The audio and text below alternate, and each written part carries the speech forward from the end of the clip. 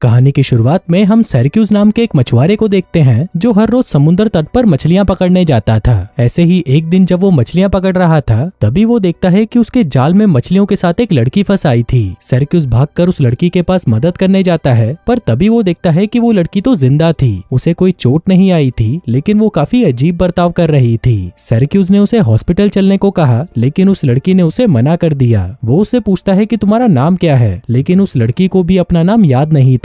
सिरैक्यूज कहता है कि शायद तुम्हारी याददाश्त चली गई है। आगे वो उसे अपनी माँ के घर ले जाता है और उसे खाने के लिए कुछ सैंडविचेस देता है। फिर वो उसे कहता है कि तुम थोड़ी देर यहीं पर रुको, मुझे मेरी बेटी को देखने जाना है। इसके बाद वो अपनी बेटी एनी के पास जाता है जो उसकी एक्स वाइफ मोरा के साथ रहती थी, और आज सिरैक्यूज को उसे डायलिसिस के लिए ले जाना था। आगे जब एनी का डायलिसिस चल रहा था तभी सिरैक्यूज एनी को मछुआरे की कहानी सुनाता है जिसने समुद्र में से एक लड़की को पकड़ा था। एनी कहती है कि शायद वो कोई जलपरी हो सकती है जिसके बारे में उसने स्कूल से सीखा था। वो बताती है कि कभी कभी वो समुद्र के किनारे आ जाती हैं और जब तक समुद्र उन्हें वापस नहीं बुलाता तब तक वो वहीं रहती हैं। आगे डायलिसिस के बाद सिरैक्यूज एनी को उसकी माँ के पास वापस ले जाता है। यहाँ पर उसकी मॉम उसके लिए एक नई इलेक्ट्रॉनिक व्हीलचेयर लाई थी और एनी उस व्हीलचेयर को अपने पापा को दिखाने के लिए काफी एक्साइटेड थी। पर तभी वहाँ पर मोरा आकर सिरैक्यूज पर चिल्लाने लगती है क्योंकि उसने अभी तक डॉक्टर से एनी की नई किडनी के बारे में बात नहीं की थी। फिर अगली सुबह सिरैक्यूज को नदी के किनारे वही लड़की कपड़े धोते हुए दिखाई देती है जो किसी अजीब सी भाषा में गाना गा रही थी।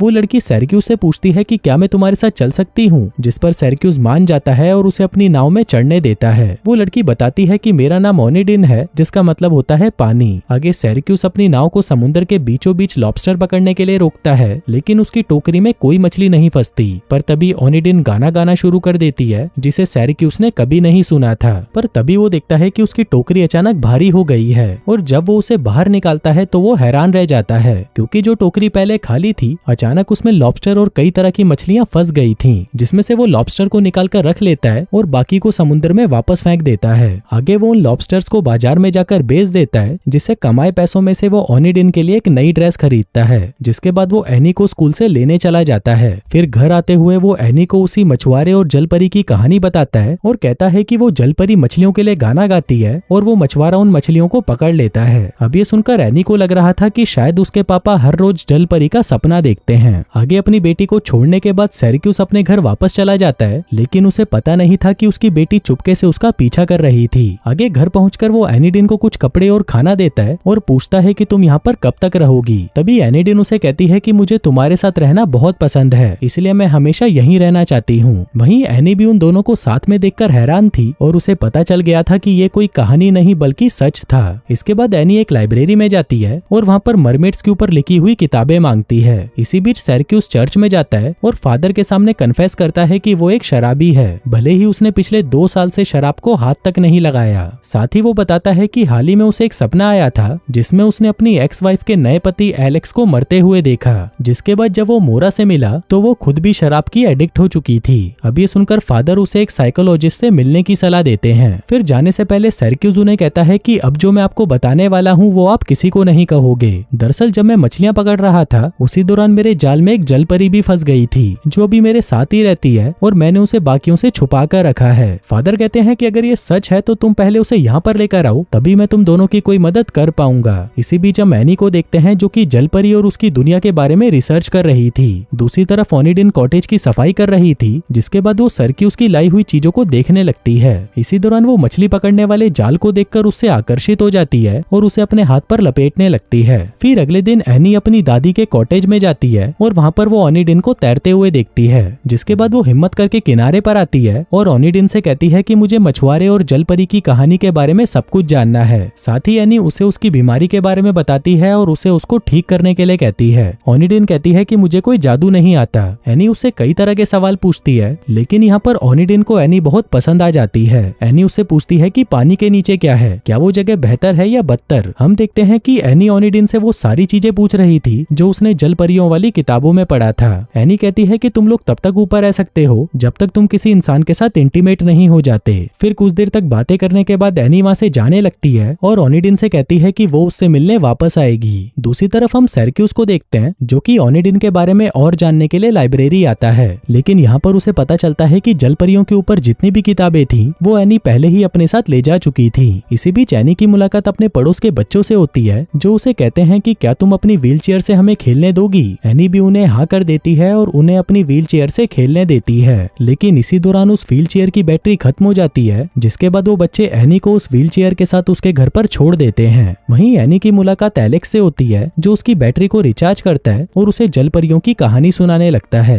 एलेक्स कहता है कि वो जलपरियां ही थी जिन्होंने हमारे देश स्कॉटलैंड को बनाया था। उधर सिरक्यूस और ओनिडिन समुद्र के बीच मछलियां पकड़ने जा रहे थे, लेकिन तभी वहां पर गश्त लगाती हुई पुलिस की एक नाव आ जाती है, जिसको देखकर सिरक्यूस ओनिडिन को छुपा देता है। वहीं ओनिडिन अपने पैरों से नाव चलाने लगती है और कहती है कि मैं तुमसे बेहतर नाव तो अपने पैरों से चला लेती हूँ। जिसके बाद वो गाना गाना शुरू कर देती है। वहीं सिरक्यूस जब अपना जाल ऊपर खींचता है तो वो पाता है कि उसमें काफी सारी मछलियां फंस चुकी थीं, लेकिन इसी दौरान वो उस पुलिस वाली नाव को वापस लौटते हुए देखता है। जिसके बाद वो सिरक्यूस की नाव पर आते हैं और देखने लगते हैं कि कहीं सिरक्यूस सैल्मन मछली को तो नहीं पकड़ रहा, क्योंकि उस मछली को पकड़ना यहाँ पर अपराध माना जाता था। सिरक्यूस उन्हें कहता है कि वो कोई इल्लीगल काम नहीं कर रहा और पुलिस वालों को भी वहाँ पर कुछ नहीं मिलता। जिसके बाद वो वहाँ से चले जाते हैं। वहीं सिरक्यूस ने ओनिडिन को बेसमेंट में छुपा रखा था, जिसके बाद वो उसे बेसमेंट से बाहर निकालता है और कहता है कि तुम्हें किसी ने नहीं देखा। इसके बाद वो दोनों बंदरगाह पर वापस आते हैं, जहाँ पर ओनिडिन कहती है कि मैंने तुम्हें इतनी मछलियां दी तो बदले में मुझे भी कोई गिफ्ट चाहिए और वो गिफ्ट मैं खुद चुनूंगी। आगे वो दोनों वहाँ से जा ही रहे थे कि तभी रास्ते में उन्हें एनी मिलती है। जिसके बाद वो एनी को भी अपने साथ लेकर एक दुकान पर आ जाते हैं, जहाँ पर एनी ओनिडिन की एक अच्छी सी ड्रेस चुनने में मदद करती है। वहीं दुकान के बाहर सभी लोग ओनिडिन को ही घूर रहे थे, क्योंकि उन्होंने इतनी सुंदर लड़की आज तक कभी नहीं देखी थी। आगे वो तीनों सिरक्यूस के घर पर आते हैं, जहाँ पर ओनिडिन एनी से पूछती है कि क्या मैं तुम्हें तैरना सिखा सकती हूँ, जिस पर एनी भी उसे हाँ कर देती है।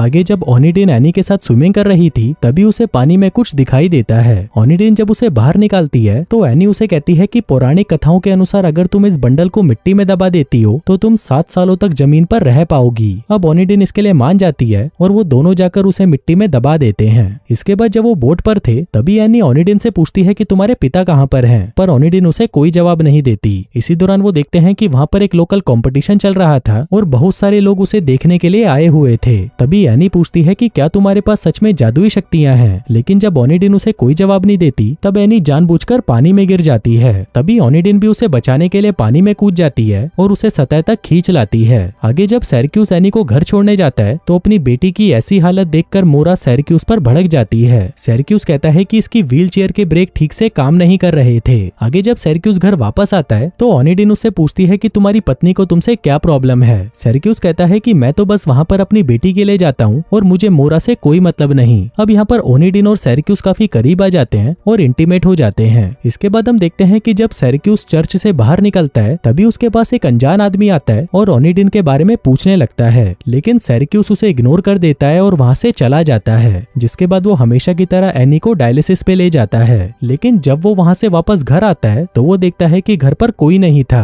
आगे सिरक्यूस ओनिडिन को ढूंढने निकल जाता है और काफी ढूंढने के बाद वो उसे एक जगह पर मिल जाती है। फिर ओनिडिन उसे बताती है कि उसका पति उसे ढूंढ रहा है, लेकिन वो उसे और एनी को छोड़कर यहाँ से नहीं जाना चाहती। तभी सिरक्यूस कहता है कि मैं विश करता हूँ कि तुम हमेशा यहीं पर रहो। इसके बाद हम मोरा और एलेक्स को देखते हैं, जो कि नशे में गाड़ी चला रहे थे और उनके साथ एनी भी थी। उधर दूसरी तरफ ओनिडिन का पति बहुत तेजी से गाड़ी चलाकर ला रहा था, जिसकी वजह से मोरा की कार का एक्सीडेंट हो जाता है और एलेक्स की वहीं पर मौत हो जाती है। फिर जब सिरक्यूस और ओनिडिन को इसका पता चलता है तो वो भागते हुए हॉस्पिटल पहुंचते हैं। आगे डॉक्टर सिरक्यूस को बताता है कि एलेक्स की किडनी तुम्हारी बेटी से मैच हो गई है और क्योंकि वो एक डोनर भी था तो हम उसकी किडनी एनी को लगा सकते हैं। दूसरी तरफ ओनिडिन का हस्बैंड उसे ढूंढ लेता है और उसे कहता है कि चलो यहाँ से चलते हैं, लेकिन ओनिडिन उसे जाने के लिए मना कर देती है। उधर एलेक्स की मौत के बाद मोरा सिरक्यूस से कहती है कि अब मैं एनी को अपने पास में नहीं रख सकती, जिसके बाद वो अपनी बेटी की सारी जिम्मेदारी सिरक्यूस को दे देती है, लेकिन साथ ही वो एक कंडीशन रखती है कि उसे ओनिडिन को छोड़ना पड़ेगा। पर सिरक्यूस के लिए ये करना आसान नहीं था। इसके बाद मोरा सिरक्यूस को अपने साथ ड्रिंक करने के लिए कहती है, क्योंकि उसने भी कई सालों से ड्रिंक नहीं करी थी।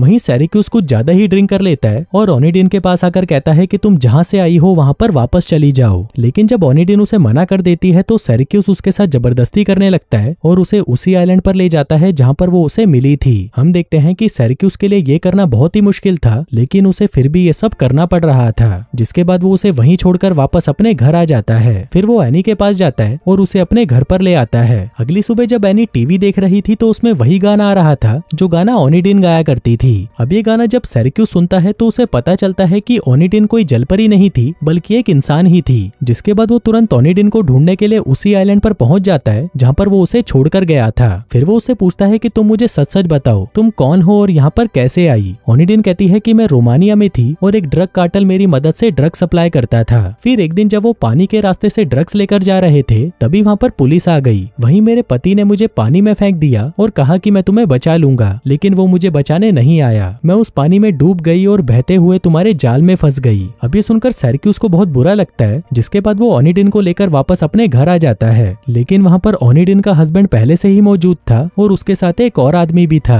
तभी वो उन दोनों को पकड़ लेते हैं और वो आदमी ओनिडिन से कहता है कि मुझे मेरे ड्रग्स वापस चाहिए। तभी हम फ्लैशबैक में देखते हैं कि जो बंडल एनी और ओनिडिन को पानी के अंदर मिला था वो कुछ और नहीं बल्कि ड्रग्स थे जिनको उन्होंने जमीन में दफना दिया था। अब ओनिडिन उन्हें वो जगह बता देती है, लेकिन जब वो लोग वहाँ पर देखने जाते हैं तो उन्हें वहाँ पर कुछ नहीं मिलता, क्योंकि एनी ने वो ड्रग्स निकालकर कहीं और छुपा दिए थे। क्योंकि उसे लग रहा था कि जब तक ये छुपा रहेगा ओनिडिन कहीं नहीं जा पाएगी। आगे जब वो लोग एनी को धमकाने लगते हैं तो एनी उन्हें उन ड्रग्स की लोकेशन बता देती है। आगे जब वो लोग उन ड्रग्स को लेने के लिए वहाँ पर पहुँचते हैं तभी मौका देखकर ओनिडिन अपने हस्बैंड को पानी में गिरा देती है और क्योंकि उसके हस्बैंड को तैरना नहीं आता था तो वो पानी में डूबकर मारा जाता है। लेकिन इसी दौरान वहाँ पर पुलिस आ जाती है और ओनिडिन को गिरफ्तार कर लेती है क्योंकि वो यहाँ की सिटीजन नहीं थी। आगे जब वो उसे उसके देश वापस भेजने वाले थे तभी सिरैक्यूस को एक आइडिया आता है और वो ओनिडिन से शादी कर लेता है, जिससे ओनिडिन भी अब यहाँ की सिटीजन बन जाती है। इसके बाद सिरैक्यूस, ओनिडिन और एनी साथ में खुशी खुशी रहने लगते हैं। और दोस्तों इसी के साथ ही ये कहानी यहीं खत्म हो जाती है।